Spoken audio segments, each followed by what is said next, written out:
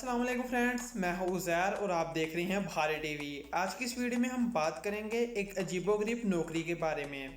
गैर मुल्की कंपनी को बिस्किट टेस्टर की ज़रूरत।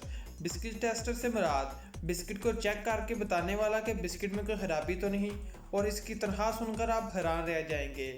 इसकी तनख्वाह है 84 लाख रुपए। अगर अभी तक आपने चैनल को सब्सक्राइब नहीं किया तो चैनल को सब्सक्राइब करें और बेल आइकन पर ज़रूर क्लिक करें ताकि नई वीडियोस की नोटिफिकेशन आपको मिल सकें। चलिए इस दिलचस्प नौकरी के बारे में देखते हैं।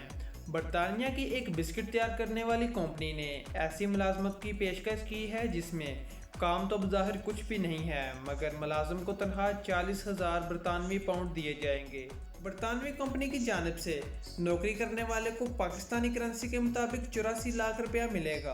बिस्किट कंपनी की जानिब से शाया इश्तिहार में बताया गया है कि मास्टर चेकर की असामी के वाशमंद शख्स को बिस्किट खाकर इसका जायका चेक करना होगा और कंपनी के मेयार को यकीनी बनाना होगा, और जबकि वो नए आइडियाज़ को भी पेश करेगा।